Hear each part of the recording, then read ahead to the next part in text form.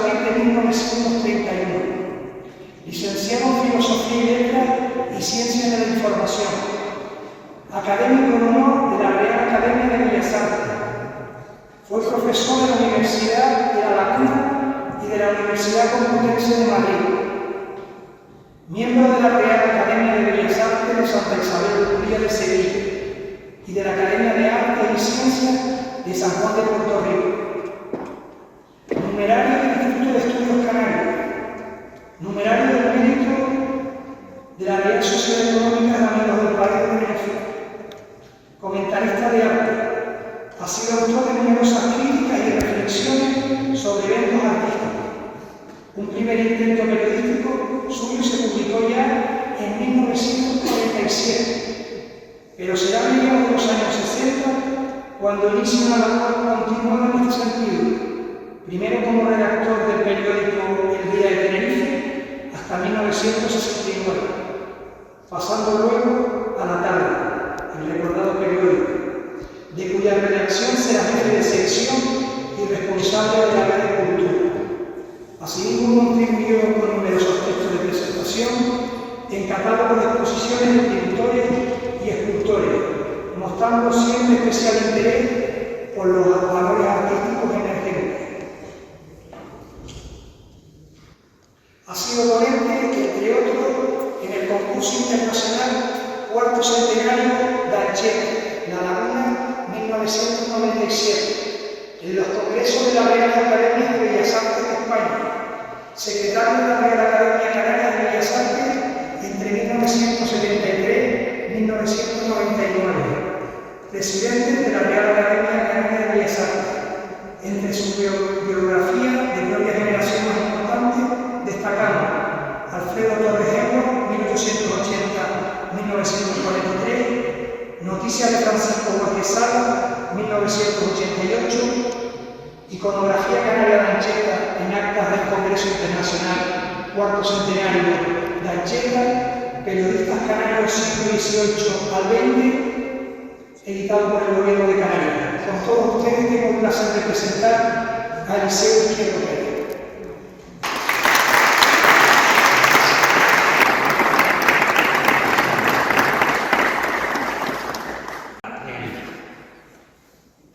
Estaba previsto que este pregón se pronunciara, como ya señaló el presentador, el pasado 26 de noviembre, pero hubo de ser suspendido, como era comprensible, por el fallecimiento del obispo emérito de la diócesis libaniense, don Bernardo Álvarez Afonso. Como Monseñor Álvarez Afonso tuvo este viejo periodista una fluida y cordial relación amistosa desde antes que accediera al episcopado. Él tenía bajo su responsabilidad la dirección del boletín oficial del obispado y yo estaba entonces redactando el libro Periodistas Canarios siglo XVIII-XX, en el que lo incluí, no como profesional de la información, pero sí como director estable de una publicación periódica. Era persona afectuosa, con un peculiar sentido del humor, entreverado de sorna palmera y de quien sabía la procesión que llevaba por dentro. Hará unos 2 o 3 años, al final de un acto en uno de los conventos de clausura de esta ciudad, coincidimos con una copa en la mano y tocamos la hebra. En un momento de la conversación dejó caer, o más bien deslizó, algo relacionado con su salud. Fue un comentario muy breve, pero suficiente para que yo comprendiese que don Bernardo no padecía un simple dolor de cabeza o de muela, sino que estaba sentenciado y lo sabía. Nuestro último encuentro fue hace poco más de un año, al final de las exequias de un amigo común en las que él había oficiado. Cuando nos despedíamos, mi mujer y yo, de la familia del difunto, don Bernardo se cruzó con nosotros y al vernos nos dijo: vámonos para La Laguna, don Eliseo, ¿tienen ustedes coche? Sabía que ya no por mis años. Y añadió, así hablamos un rato. Se negó a dejarnos junto a su domicilio. Nos llevó hasta la puerta de nuestra vivienda. Así era de sencillo y afable, con una franqueza que en alguna ocasión le puso en aprieto y no obstante lo supo encajar deportivamente. He querido recordarlo al comenzar este acto porque la amistad y el recuerdo no se diluyen ni se apagan con la muerte, siguen alumbrando nuestra memoria. Para decirlo con el poeta Rosales, en La casa encendida, la muerte no interrumpe nada. Descanse para siempre, don Bernardo, en la paz del Señor. Venerable señor arcipreste y párroco de esta parroquia matriz de la que soy feligre, señor concejal, teniente alcalde del distintísimo Ayuntamiento de La Laguna, señores concejales, presidente de la Asociación de Belenistas, miembros de la misma, amigos todos. Cuando el presidente de la Asociación de Belenistas de San Cristóbal de La Laguna, mi buen amigo don Alfonso Castilla García, tuvo la deferencia de invitar a este periodista y cronista oficial a que pregonara la cercanía de las fiestas con que conmemoramos el nacimiento de Jesús y con ella la de una de las más entrañables tradiciones populares del mundo cristiano, que es la de confeccionar el Belén familiar, el Belén casero, que en esta ciudad nuestra tiene arraigo profundo y está despertando cada vez mayor entusiasmo ciudadano y progresivo interés. No pude eludir finalmente su cordial demanda a pesar de mi firme negativa inicial, porque aunque los años son ya muchos y los achaques propios de la vejez son cada vez mayores y patentes, prevaleció finalmente sobre todo los motivos que me aconsejaban no corresponder a su afectuoso requerimiento el deber de la solidaridad y de los afanes compartidos, porque yo también soy belenista. Me atreveré además a decir que soy el belenista poseedor del Belén más humilde, más sencillo y pobre de todos los belenes que la tenemos. En el tiempo lejano de mi infancia, con nuestro país hundido en la miseria, con una guerra fratricida y una larga posguerra igualmente cruel, eran contadas las ilusiones con que un niño o una niña de entonces podían soñar. Una de ellas era tener su pequeño Belén.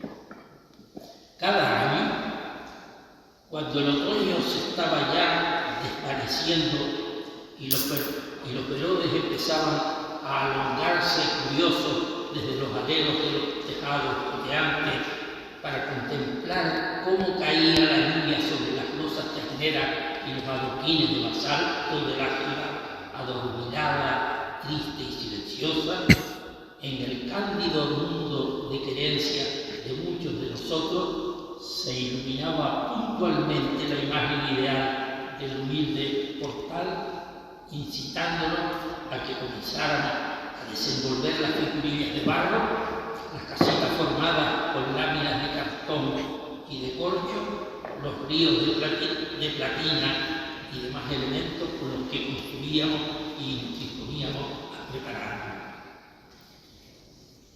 Los niños y las niñas de los años 30 del pasado siglo XX nos guiaban para nuestros juegos y esparcimientos infantiles por una especie de calendario virtual no escrito al que sin embargo nos ateníamos con puntualidad. Nadie nos lo recordaba, pero sabíamos bien en qué momento y durante cuánto tiempo teníamos que jugar a pares conones, o a los puestos, a los boliches, con los troncos, a guirnos, al escondite, a tres y pasar, a piola, a la patacoja, a montar la chica, a los chinos y otros tantos entretenimientos acontecimientos que ya son historia, todos ellos barridos por la maquinita. Jugando con eso, de esa manera, no solo matábamos las horas, sino también el tedio y la tristeza agazapada tras un falso triunfalismo de entonces.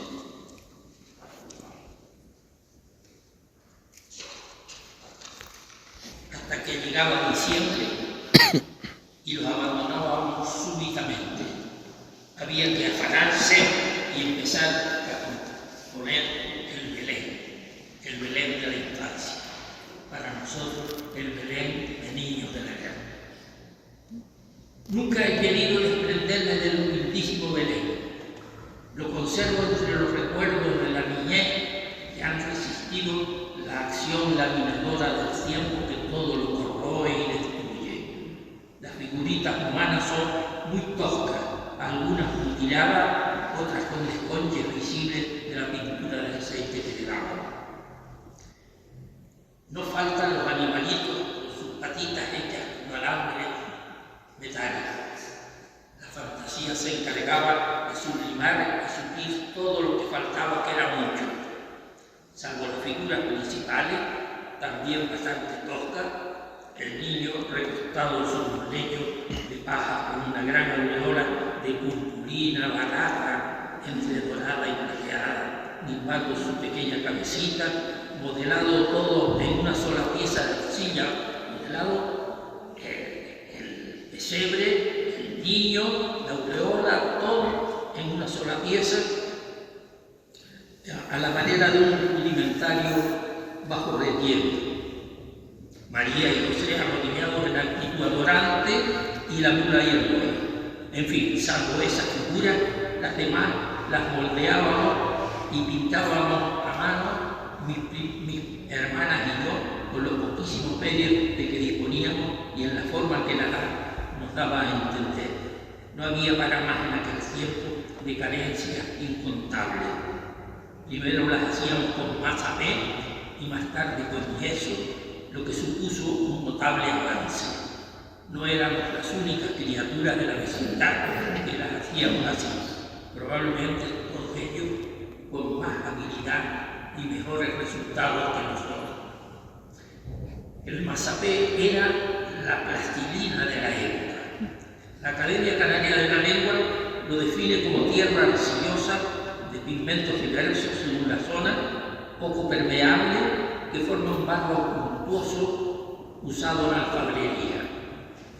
Desde que supimos que el mejor mazapé, el de textura más suave y compacta, era el de la finca El Mulato, a medio camino de la gran llanada que se surgía desde la actual avenida de Lucas Vega en su último tramo en la dirección norte de la isla hasta las estribaciones de la montaña de la Atalaya, allá fui a coger lo que pude. Para llegar al Mulato había que atravesar casi todo el camino de la Arcavia, que más que un sendero abierto en la montaña parecía una gran cicatriz en medio del trigal. Con el otoño agonizando, la siega ya finalizada y recogidas las mieses, aquella rica zona agrícola que con el rodeo de la paja y otros amplios trazos cercanos tenía fama de ser parte importante de lo que se conocía como el granero de Tenerife, semejaba un gran lienzo de un dorado suave de belleza invisible. La de los rastrojos que se mantenían en la tierra después de la cosecha, aguardando a que el arado las removiese y dejara listos para nueva siembra. Unas cuantas casas de labor, diseminadas acá y allá, humanizaban el paisaje. Todo eso desapareció ya. Todo se lo llevó la especulación, el desarrollismo salvaje. En la actualidad, aquel que era uno de los más codiciados suelos agrícolas de la extensa comarca de Alguere está urbanizado en su totalidad. ¿Qué de? El mazapé del Mulato era mantecoso, muy agradable al tacto y sin granulaciones, lo que se atribuía al efecto purificador de un pequeño manantial cercano. El agua fresquísima, brotando sin cesar de una grieta, se remansaba en un olor natural formado por la codiciada arcilla, cubierto siempre por una esponjosa capa de berro, de hojas muy verdes, pequeñitas y brillantes, las ideales decían para uno de los platos de cuchara más apetitosos de la cocina canaria. Con el mazapé y el mulato construíamos las pequeñas figuras. La mayoría eran tan endebles, tan frágiles, que de un año para otro, si se salvaban algunos, se salvaban no más de 2 o 3. Hasta que aprendimos a hacerlas en yeso y a fabricarlas con mejores resultados. Algunas, pese a los años transcurridos, siguen intactas. Las he conservado, como ya dije, porque son memoria viva de un tiempo crucial de nuestra existencia. Testimonio lacerante de una larga etapa de la historia de nuestro país que no podemos olvidar, que es imposible que lo olvidemos, porque es un negro vestigio de ese tiempo que ojalá nunca más vuelva a repetirse y que nada ni nadie haga posible que se pueda blanquear. Aquellas eran unas navidades sin turrón, sin polvorones y sin mazapanes, sin globos de colores, sin relucientes bolas de cristal, sin luces de neón, sin farolillos transparentes, sin escaparates antes de visites, sin papás Noel y sin abetos informados. Eran unas navidades a las que le habían secuestrado incluso el sabor y el olor inigualables de los pasteles laguneros, que por falta de materias primas y de medios económicos dejaron de elaborarse en los obradores de la ciudad, donde se confeccionaban con la pericia y delicadeza de una ancestral tradición artesana heredada de generación en generación, igual que otros postres de insuperable sabor y calidad, como las truchas de patata con almendras, las de cabello de ángel o los croquetes fritos o con relleno. Todo un sabor de pronto por los aires por el topetazo brutal de la guerra y sus consecuencias posteriores. Los alimentos básicos, lo saben ustedes, estaban entonces racionados. Pese al sórdido ambiente que nos oprimía, sin que en nuestra inocencia infantil supiéramos a ciencia cierta qué era lo que estaba sucediendo y por qué, los niños y niñas del tiempo de la guerra reían y cantaban y jugaban. La calle era nuestra, era el territorio de nuestra libertad, la única libertad tolerada en aquellos años. En esto éramos afortunados. Eso sí, cuando llegaba diciembre, la calle quedaba vacía porque cada año, con la aparición del último mes, se encendía puntualmente en el horizonte de nuestros anhelos y esperanzas,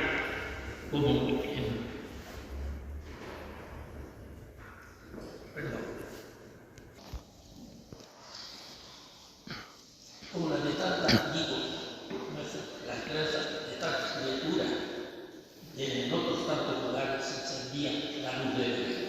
Por diciembre había llegado el momento de entregarnos a confeccionar nuestro veneno. Todo lo demás soñaba. Así hasta que llegaba el día 24, la esperada Nochebuena.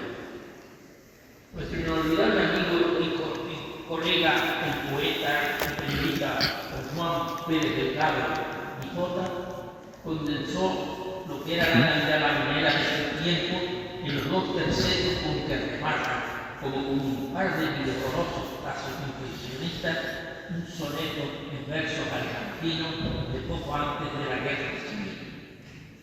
El poema ilumina una Navidad casi como la nuestra, salvo en algo muy significativo. La suya era todavía una Navidad en paz. Los dos terceros hicieron así. Diciembre, vacaciones, Concepción, Nochebuena. De felices augurios del corazón nos llenan los alegres repiques nocturnos y matutinos. Cantad, cantad, cantar vuestros viejos roqueros, y el canto pasa un rancho, tocando divino y una linda muchacha pregonando pasteles. También fue como la de mi boca en la Navidad la manera de mi infancia, hasta que cayó el conflicto armado que cambió el rumbo de la historia de nuestro país. Entonces dejó de oírse por las calles de la ciudad, atenida por el frío invernal, el viento y el feroz y el peso atroz de la contienda, la voz fresca de la muchacha, con un balazo a la cabeza o apoyado en la cadera, pregonando el apetitoso dulce. ¡Ay, pasteles calentitos! ¡Qué pasteles! No obstante, ni en los momentos más difíciles se interrumpió para muchos el rito ancestral de acudir la noche del 24 de diciembre a este templo donde hoy nos encontramos reunidos. Hasta de los lugares más alejados de la comarca venía gente de toda condición humana y maneras de pensar y de creer, atraída por una tradición de siglos, una tradición que rebasaba incluso el ámbito de lo estrictamente religioso. Era la de asistir relacionada a la representación del nacimiento de Jesús como preámbulo de la misa diaria.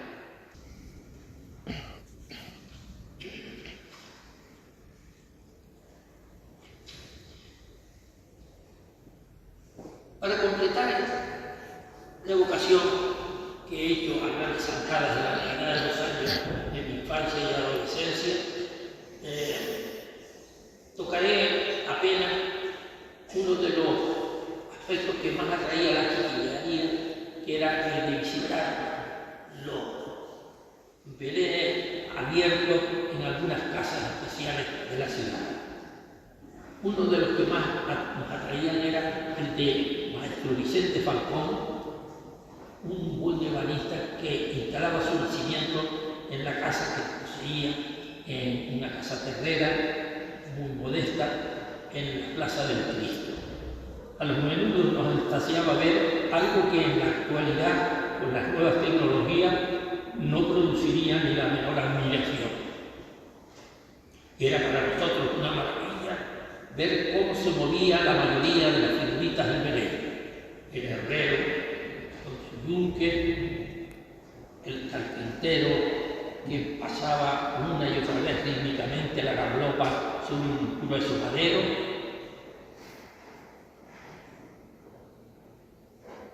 otro que manejaba con destreza una sierra manual, una mujer que lavaba la ropa, etcétera, etcétera.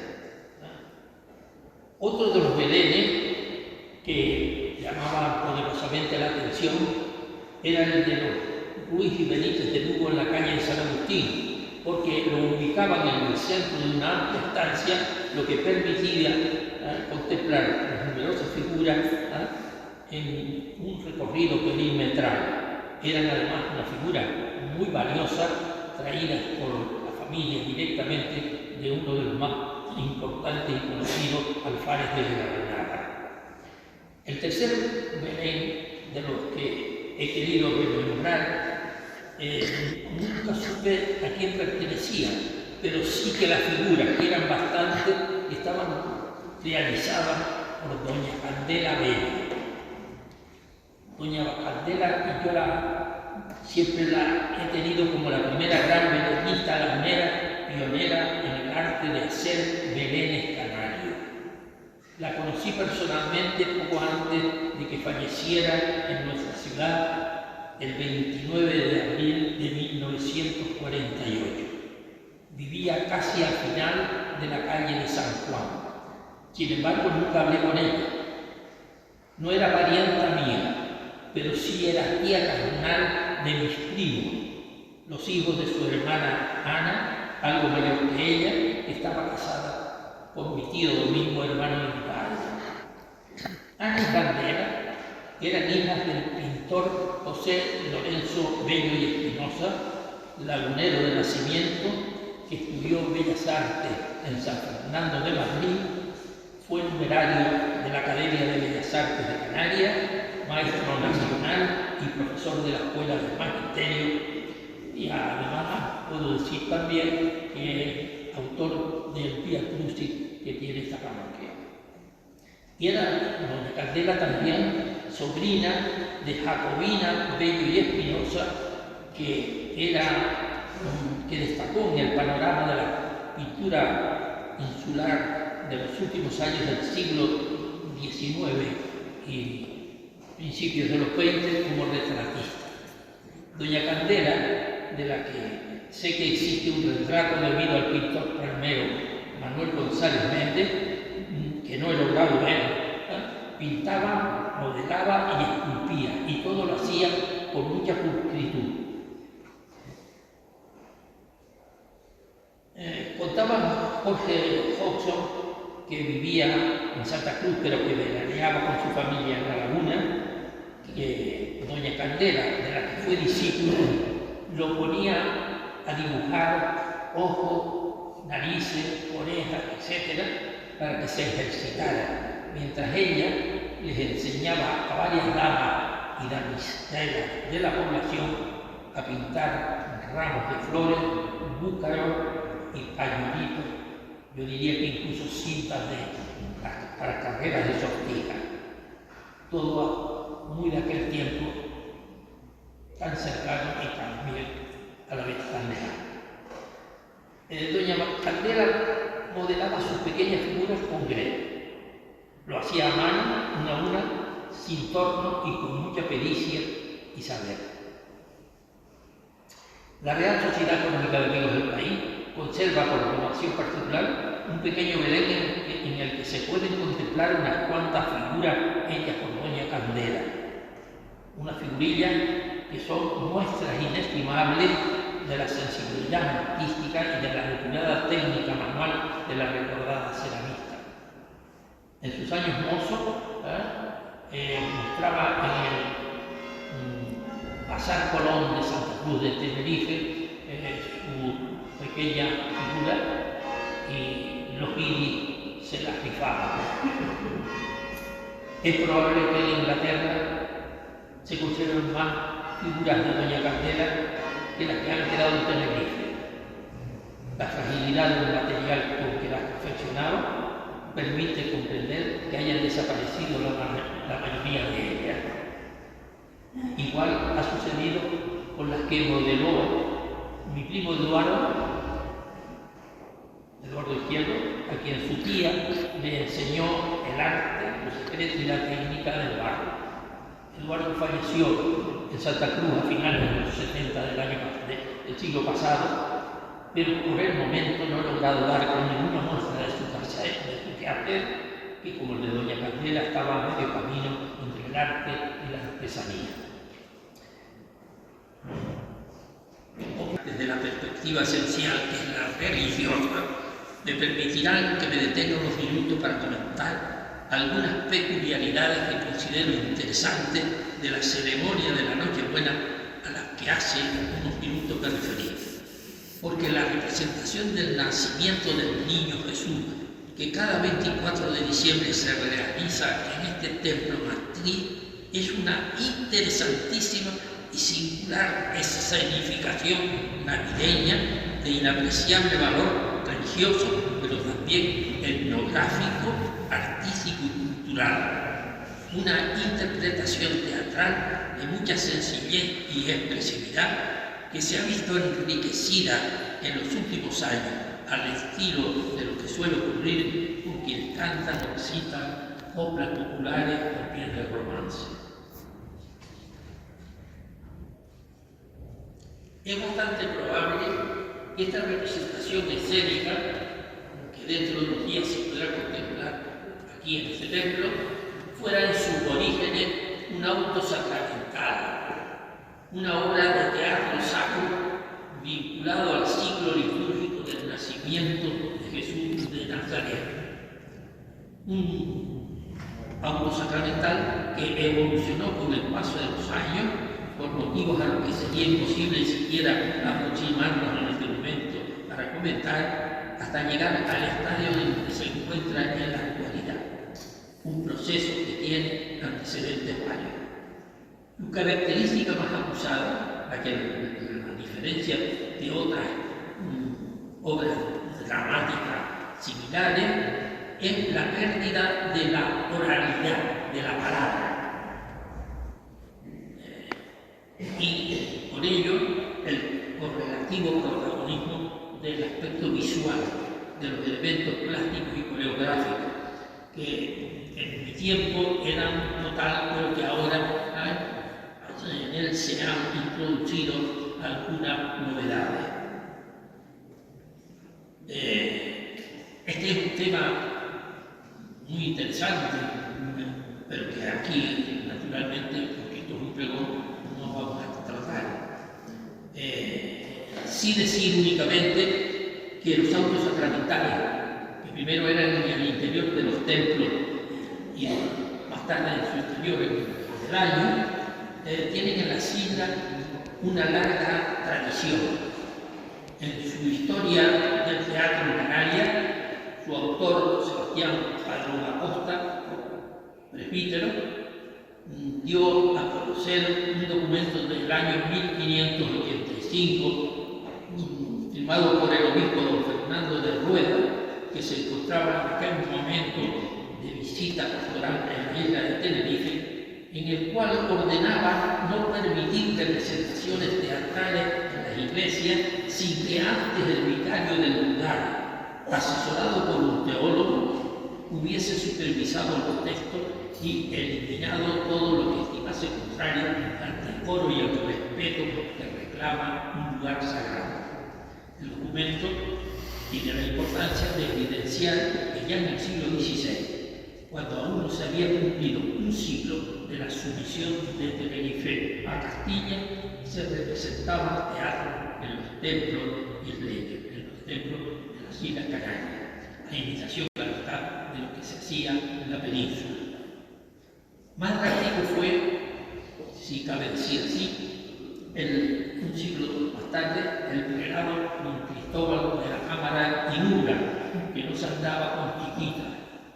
En sus constituciones sinodales de 1631 prohibió de forma tajante el teatro dentro de las iglesias. Claro que una cosa eran las normas y otra su cumplimiento. En teoría, las severas órdenes episcopales afectaban a la totalidad de los canarios que debían acatar. Sin embargo, unas veces porque lo ignoraban, otras porque no las tenían en cuenta o por la cuenta que les tenían no tenerlas en cuenta, o simplemente porque no había voluntad de cumplirlas. Bueno, hubo quienes incluso lucharon por su abolición. La representación de autos sacramentales en Navidad, lo mismo que en Corpus y en la Semana de Pasión, se mantuvo con oscilaciones, pausas y reanudación de diferente calado en diversos lugares de la sede.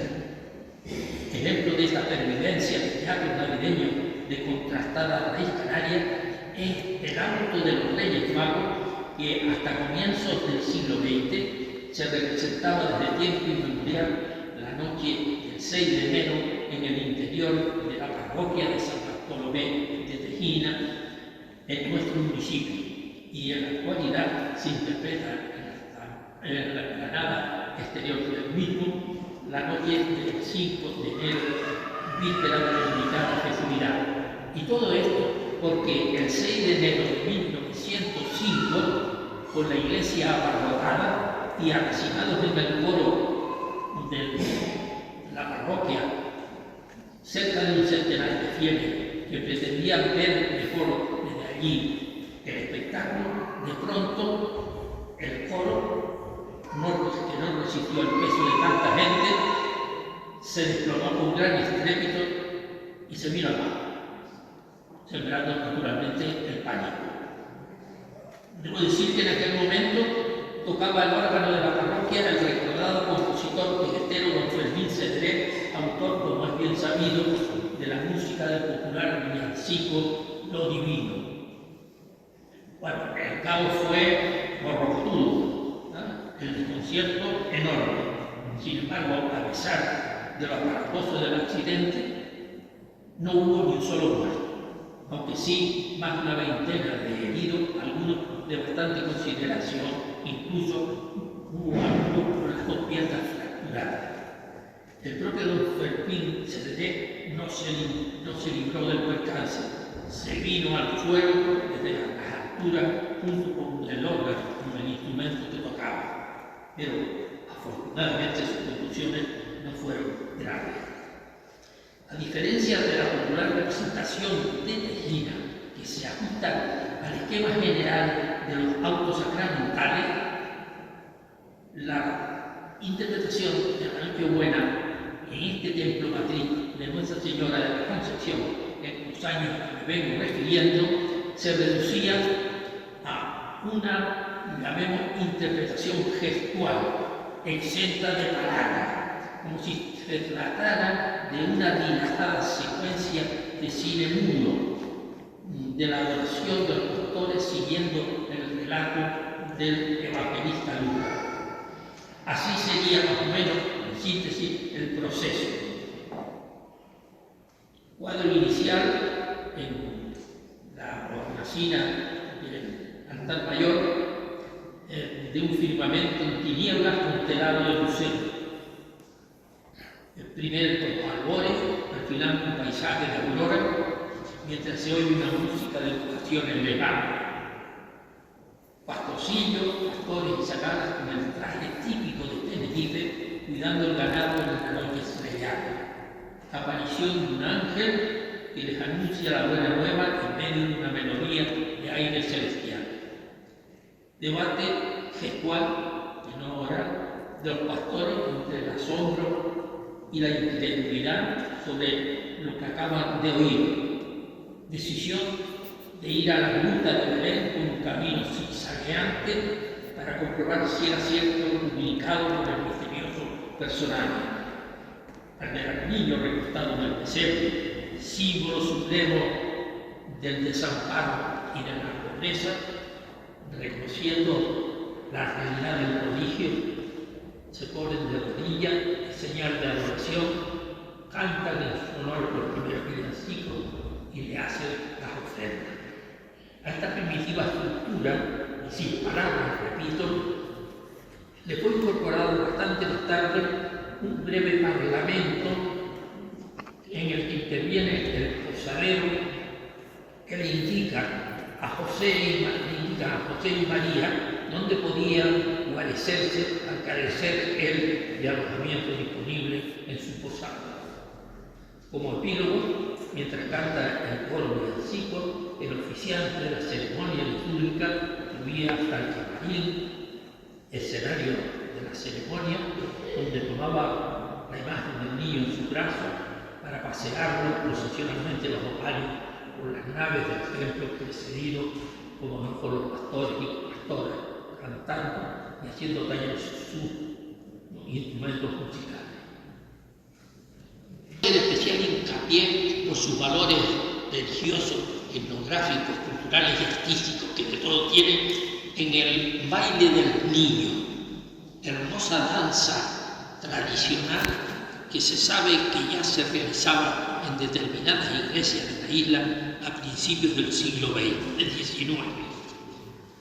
Pero mientras en lugares como la Matanza de Centejo, el Sausal o Tacanana, donde este baile navideño arraigó con fuerza, lo hacen diferentes parejas de hombres que van danzando al ritmo de tajarate en sus variantes locales, cada uno de ellos, delante de la imagen del niño Jesús, en el recorrido procesional por el interior de los templos respectivos, antes del comienzo de la misa del gallo. En este de Nuestra Señora de la Concepción, el baile se ejecuta en el momento del ofertorio de la celebración eucarística y con mayor aparato, mayor solemnidad y mayor organización. Los bailarines parten del fondo de la nave central, alineados también en pareja, acompañados de un tamborilero y de un tocador de flauta o pito que les marcan el ritmo, a la vez que el coro interpreta una bella canción pastoril compuesta expresamente para este acto con acompañamiento de órgano y otros instrumentos. Es una melodía muy hermosa, muy bien elaborada, de mucho sabor navideño, que los sabandeños grabaron hace un par de años con el título Baile del Niño de la Concepción en su disco De lo Nuevo y de lo Viejo, que ha contribuido a su difusión en las redes sociales. Tanto la interpretación teatral lagunera con el baile del niño incluido, como el auto de los Reyes Magos de Tejina, son, como creo que ha quedado esbozado, manifestaciones culturales, artísticas e etnográficas muy valiosas. Tan valiosas, creo yo, que merecen ser arropadas, difundidas y apoyadas, para que no se pierdan, para que se mantengan, reconociéndoles la importancia que en sí mismos poseen, como además como signo de canariedad compartida y porque hacen de este municipio nuestro el de mayor y más elevada tradición belenística de Canarias. En esa empresa, la Asociación de Belenistas de San Cristóbal de la Laguna creo que puede desempeñar una función estimuladora clave.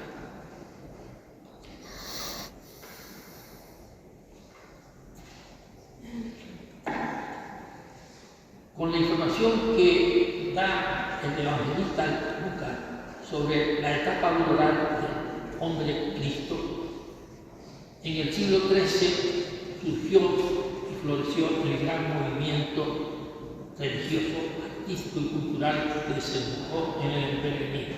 Esto no creo que se haya reconocido mucho, pero yo creo que hay que pensar que es justamente en las palabras del evangelista Lucas, porque es el único que da datos, no todos los que quisiéramos, sobre los primeros momentos de la vida de Jesús.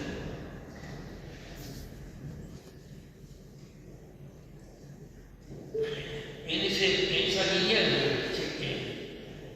el santo Francisco de Asís, que había peregrinado a Tierra Santa y había tenido el privilegio impagable de orar en el lugar de Belén, donde la tradición cristiana sostiene que nació en día, decidió rememorar a lo posible aquel acontecimiento de regreso en su tierra, a fin de incentivar al pueblo cristiano de la localidad italiana de Lecce, donde se encontraba como el ejemplo de humildad y de pobreza en El Salvador. Eso ocurrió, como es sabido, en la Navidad de 1223. La iniciativa del seráfico Francisco fue tan original, feliz y luminosa, que no tardó en ser invitada y extenderse por toda la cristiandad. Prendió con fuerza. Pero lo importante, lo trascendental, es que al tiempo que los belenes se multiplicaban, la imagen primigenia, la idealizada desde luego, pero la imagen de reproducir en los belenes el lugar de la nación Jesús evolucionó de forma imparable y se fue acomodando a las singularidades étnicas, paisajísticas, ambientales y culturales de los lugares en los que esto se construía. El marco natural del templo, los protagonistas del gran suceso y los seres que poblaban el lugar de la tierra, que fue escenario de la venida al mundo del Redentor, se fueron transformando y asumiendo los rasgos propios de cada comunidad humana, las características que nos singularizaban. El Belén se interiorizó en el alma del pueblo y se convirtió en un símbolo compartido de paz, de hermandad humana, de tolerancia y también de júbilo.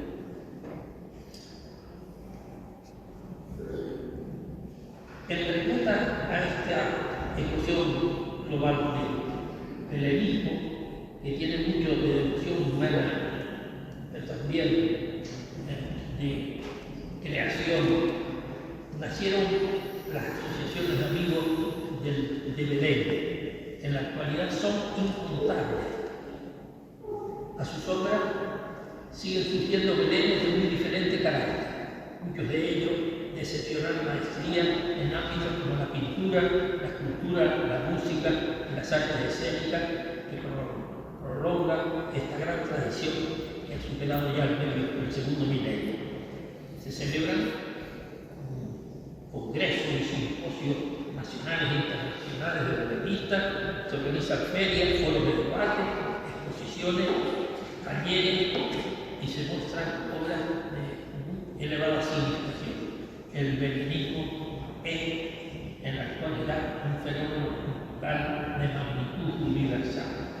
En ese caudal ingente de asociaciones belenísticas tiene un puesto digno la de San Cristóbal de la Laguna, que desde 1987 viene fomentando el belenismo en nuestra ciudad y entre sus miembros, animándolos a mantener con ilusión esta hermosa tradición desde la fundación hace ahora 38 años. Le ha tomado, diría yo, con bastante fuerza el testigo a aquellos belenistas del tiempo de mi infancia, al que me refería antes, que abrían generosamente las puertas de su vivienda para que chicos y grandes entraran a su Belén.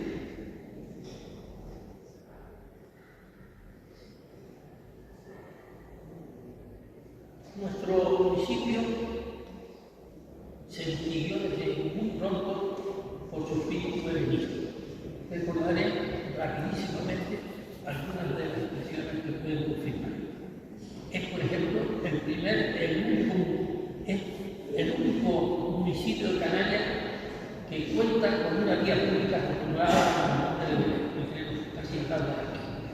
Es una callejuela que era, como la mayoría de las primitivas vías de la Villa de Arriba, bastante estrecha, hoy se ha ensanchado y urbanizado, por la que se llegaba desde la Villa de Arriba a la laguna de aguas estacionales que le dio nombre a la ciudad.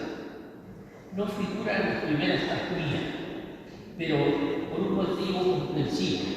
La tasmía era una relación de vecinos obligados a contribuir con la 10ª parte de las cosechas al sostenimiento de la parroquia. Y en el cantón de Belén, según esto, que en el siglo XVI, XVII e incluso del XVIII no vivió ningún cosechero. En el tiempo mozo solo había una vivienda hacia su mitad a mano derecha, en dirección a la vega, en la que residía con su familia un conocido vinagero, don Domingo de la Rosa, que mientras le duraban las rañadas, tenía abierto en ella un guachinque célebre en muchas lenguas a la redonda por la calidad de su carne, que era mucha, según los más avanzados trasladadores de esta delicia del paladar, que son los tipos de carne. A ambos lados de la puerta del callejón de Belén, frente al lateral sur de la iglesia parroquial, se alzaban 2 casas de muy buen porte. Una de ellas sigue en pie, que es la que, según se dice, será pronto aprovisionada como centro cultural y artístico de la Fundación Caja Canaria, que al parecer lo ha conseguido a la altura de lo que merece una ciudad que es patrimonio mundial. La otra, en la misma casante de la que subsiste, era un edificio de traza arquitectónica netamente canaria, con un balcón de tea en la fachada principal que, según los historiadores del arte, era el único del más puro estilo, el único balcón del más puro estilo portugués que había en la ciudad. Hoy, sin duda, sería bien de interés cultural, pero entonces las cosas eran de otro lugar, de otra manera. Su último uso fue la residencia femenina universitaria que se estaba por la Junta de la Enseñanza. El edificio lo construyó don Santiago Álvarez de Abreu, veedor de la gente de guerra, y en él nacieron sus hijos, don Miguel Anselmo Álvarez de Abreu, que fue obispo de Antequera en la calle mexicana de Alzaja, y el coronel don Lázaro Álvarez de Abreu, sucesor de su progenitor en la veeduría que donó a esta parroquia la que era uno de sus feligreses más cercanos y devotos, el hermoso altarcito del Niño Jesús, hallado detrás de la lista lagunera Juan Rodríguez Bermejo, que se encuentra actualmente en el lateral derecho de la capilla de Ánima. No puedo detenerme, era mi propósito, pero el tiempo apremia y ya estoy pasándome de rosca. Pero quiero comentar rapidísimamente algunas de las obras de mayor importancia sobre lo que es el nacimiento de Jesús que contienen el sacerdocio. Como estamos recordando este año el centenario de la muerte de Cristóbal Hernández de Quintana, destacaré la atención que presta el gran maestro de la pintura barroca canaria, presta en su comienzo no solo al tema mariano, que también esta atención al tema del nacimiento y de la adoración de los pastores se ha materializado por Quintana en uno de sus lienzos más importantes, que estos días se exhibe en el Museo de Cayetano Gómez, junto con otro igualmente parecísimo del también barroco Gaspar de Quevedo. Ambos lienzos se muestran en una exposición monográfica, toda ella dedicada a Quintana, que merece la pena visitar. En la conocida como Capilla del Noble se custodia un lienzo en formato mayor interesantísimo, con una adoración que desde la perspectiva iconográfica podría ser único, porque curiosamente en el marco de una cueva hecha de unos pastores, la Virgen María luce en medio de todo una vestimenta suntuosa, como si se hubiese adornado con las mejores palas para acoger al niño, todo vestido recamado de oro, diríamos del oro de frío del que habla el Biblia, y en una corona imperial con las 12 estrellas de la misión del Apocalipsis. No me dirán ustedes que no es curioso y singular. El monasterio de Santa Clara conserva la partitura original firmada por el compositor y organista don Alvin Cedré, que ya viví. Es la partitura original de lo divino, el más nuestro y el más popular de los villancicos canarios. En la iglesia del que fue el hospital de Dolores se contempla el retablo de la adoración de los pastores, un marco relieve en madera policromada y estofada, el de mayores dimensiones de catedral, de algo más de 2 metros de alto y por 170 centímetros de ancho, atribuido por el profesor Hernández Pereira al escultor Lázaro González Bocano. Es una obra muy hermosa, aunque para el maltrato y el abandono a los que ha estado sometido en diversas ocasiones se encuentra en condiciones, digamos que mejores de las que cabría imaginar, está demandando con urgencia una restauración que resane los acusados autores que se observan en varias partes de su estructura.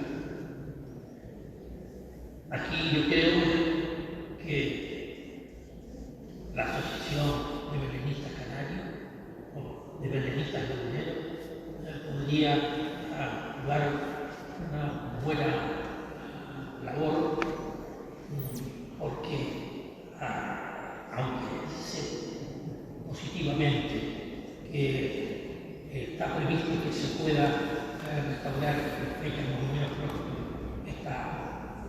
bellísima obra, sí, como todas corre el peligro de quedarse olvidada en el cajón del olvido.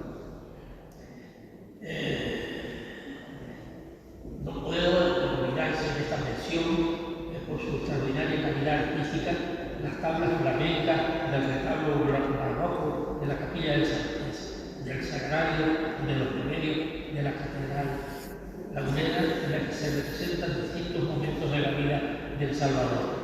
Cada tabla ofrece dos escenas sin solución de continuidad, es decir, sin interrupción. En la izquierda del cuerpo aparece la anunciación y la visita de María y Alcita a su prima Isabel. Y en la de la derecha, la adopción de los pastores de los Premios. La autoría de este excepcional conjunto la atribuyó el profesor Matías Díaz Calón con mucho fundamento al pintor flamenco Henry Van Baalen, que fue maestro de Juan Díaz. Al doctor Díaz Calón se le sigue considerando uno de los grandes expertos, si no el mayor, en pintura flamenca del 600, con autoridad muy sólida y reputación a nivel internacional. Era un intelectual de enorme rigor científico y de gran sensibilidad artística. Fuimos compañeros de estudio y excelentes amigos. Doy fe de su extraordinaria dote de investigador e historiador del arte, tan atento como exigente. El grupo de pintura de Henry Van Baalen, que atesora la Catedral Lagunera, es el mayor de toda España, superior al del Museo del Prado.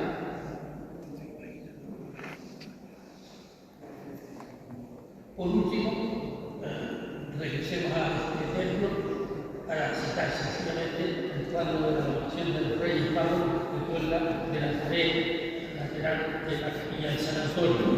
El autor anónimo fue restaurado recientemente porque estaba muy maltratado, y sobre este lienzo solo diré que, según mi conocimiento, lo donó a la parroquia de Concepción la familia del presbítero y canónigo del Hospital de Canarias y arquitecto Rodrigo Nicolás.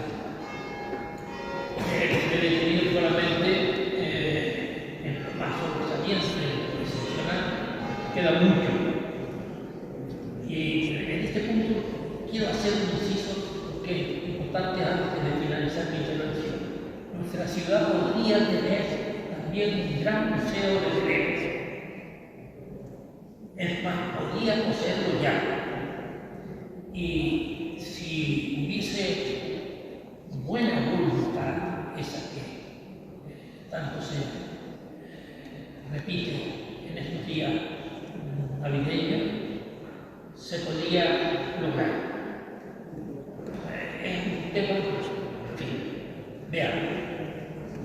El canónigo emérito de la Catedral Lagunera, don Julián de Armas Rodríguez, organizó durante muchísimos años, como sabrán muchos de ustedes, una peregrinación anual a Tierra Santa.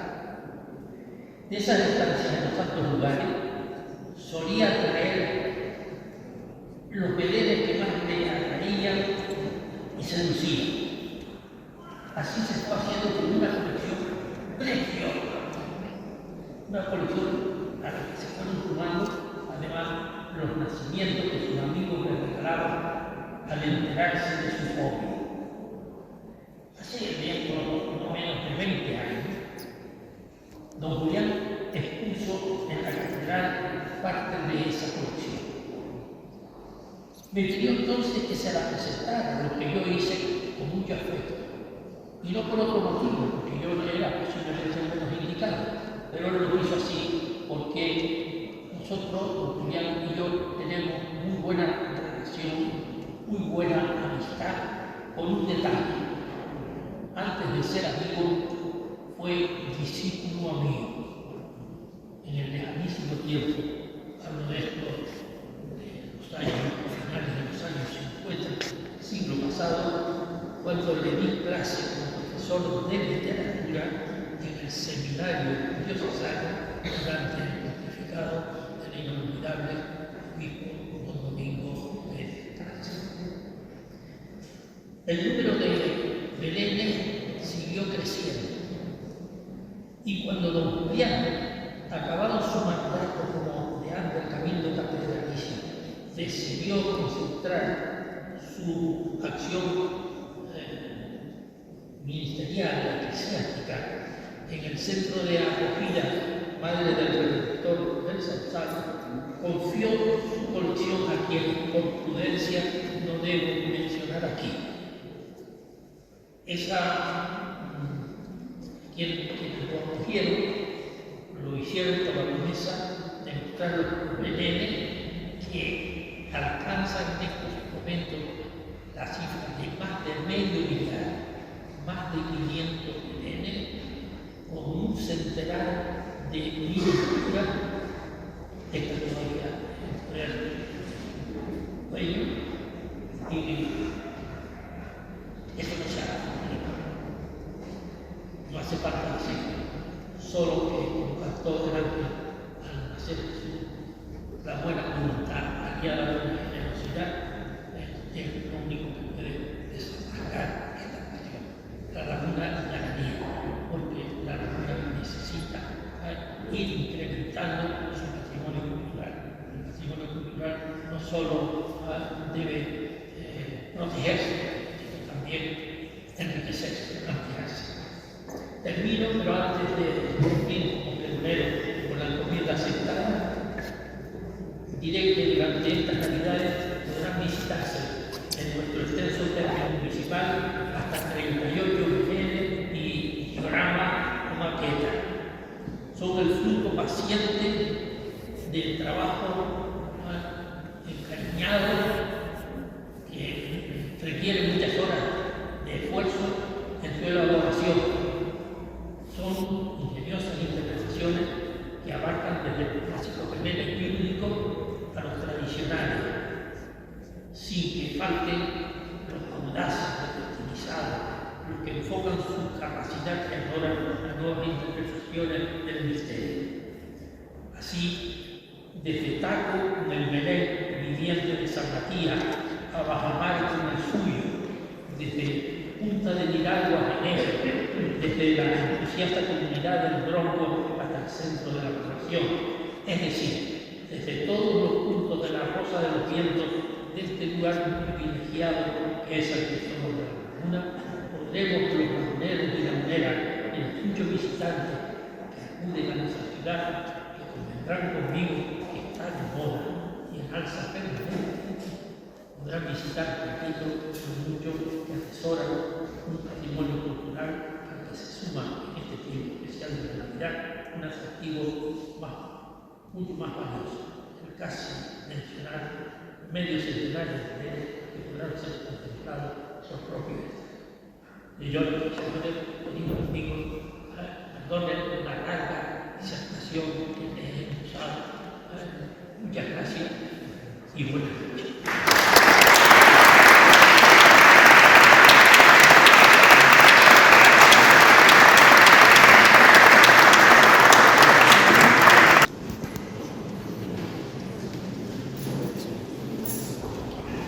Gracias, Eliseo, por este magnífico y sincero pregón, donde has recogido la esencia de nuestra Navidad lagunera. Pedimos la presencia del cura párroco y del presidente de la Asociación de Belenistas de San Cristóbal de la Laguna para hacer un presente a don Eliseo Izquierdo.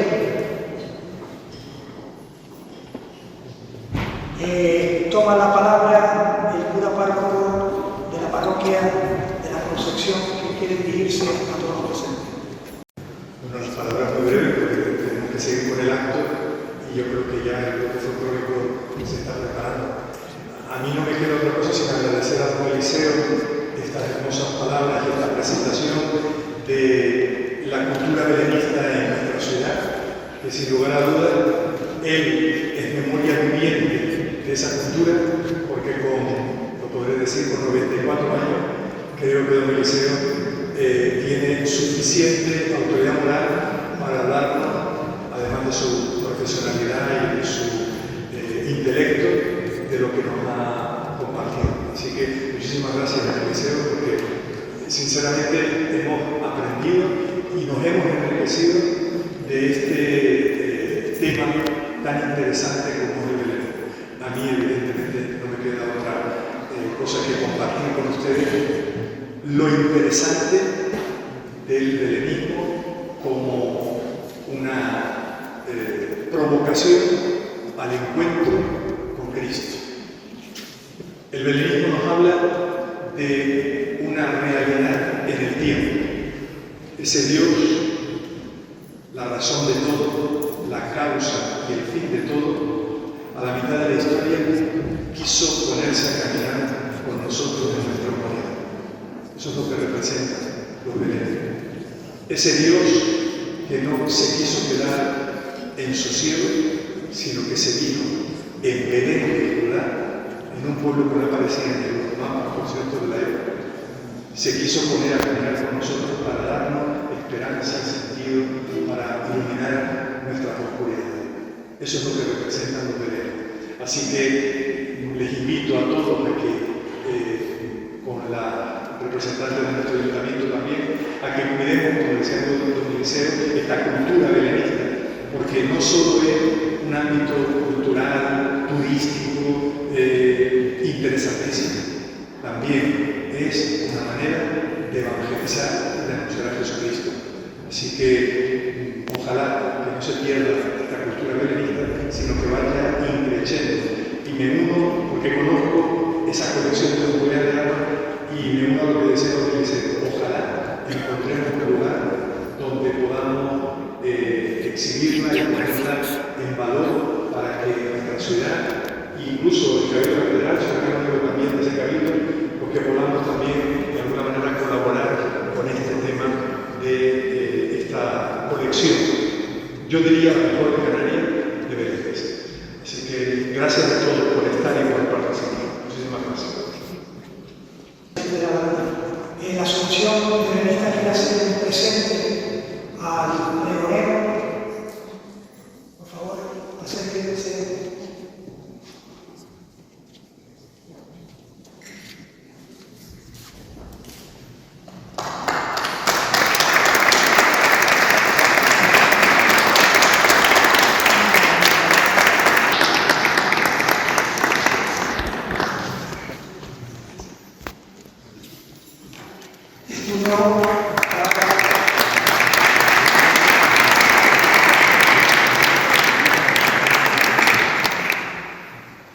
Tiene la palabra don Alfonso Castillo García, presidente de la Asociación de Benenistas de San Cristóbal de la Laguna. Quiero agradecer a don Eliseo que aceptara la invitación que le hicimos. Como ustedes han visto, es una Biblia, es un mundo de conocimiento. Le agradecemos mucho todo su trabajo y que hoy nos haya enriquecido con tanta información en la historia. Quiero agradecer a la presencia de las autoridades y a todos ustedes en este acto, de los periodistas. Yo solo voy a decir que me has hablado muchísimo, con compendio y correctísimo. Solo que es una cosa que suele decir en cuanto a ser bien en la posición, saber después. Que es que cada Belén tiene su historia y cada escena, cada figura, tiene que desirarte. El que intenta ser un Belén o construir un Belén, lo primero que hace es diseñar mentalmente qué es lo que quiere expresar. Y yo creo que en esta ocasión, bueno, pues también, pero ha conseguido expresar distintas escenas que admiran a los belenes. La mayoría de los belenes que no se dicen ellos, o están en el autor o la autora que lo haya hecho, seguro que dice, pues yo puse esto aquí porque quería significar esto o y no sé si estaría por ver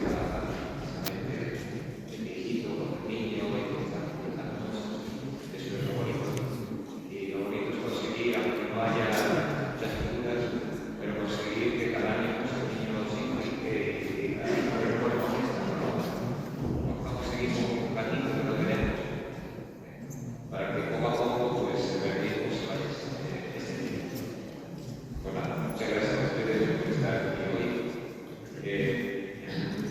bajo la obra del grupo musical.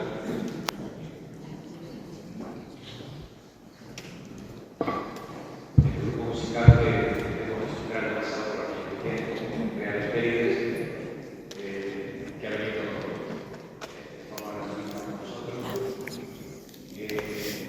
Después de partirnos equipo, creo que aún no les falta la noticia, está nuestro programa de hoy y está la solemnización de la vida. Muchas gracias a todos.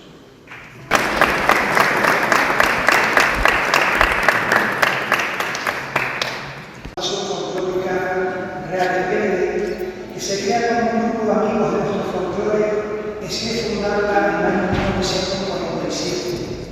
La iniciativa surge desde sus primeros inicios se llamó Rondalla del Carmen, dirigida por Ángel Hernández Abrego Tito en las cuerdas y por su hermano Antonio Hernández en el cuerpo de baile. Decir que Real de Pérez ha participado en encuentros de índole folclórica representando a Canarias en Europa y en la península, y ha recorrido los escenarios de todas las islas de la archipiélago.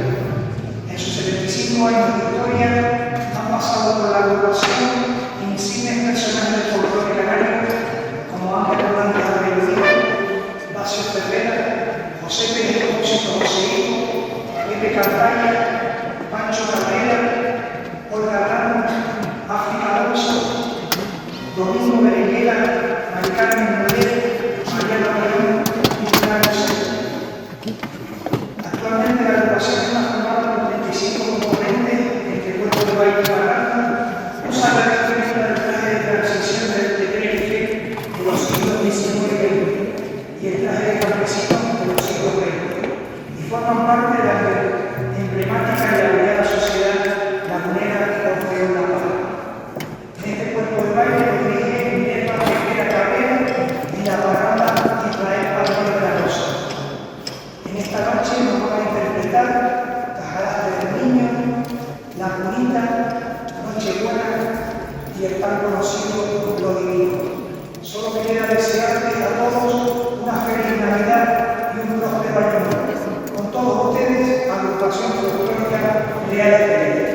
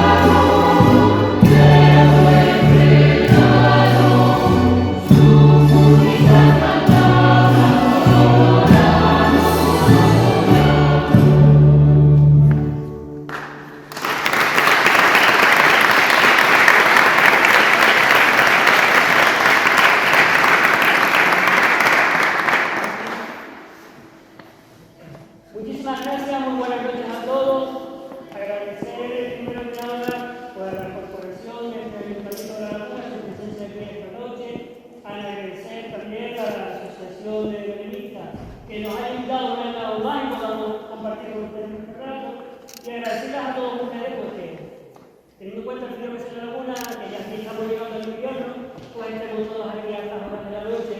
Pues muchísimas gracias a todos. Hemos empezado con dos delegados villancicos de los pocos que hay en Canarias que tienen baile, como era el Tajara del Niño y como el baile de la Bonita. Algunos de ellos, como el baile de la Bonita, es una tradición de la localidad de Santa María de Guía, en Canarias, donde algunos siguen bailando el día de Nochebuena.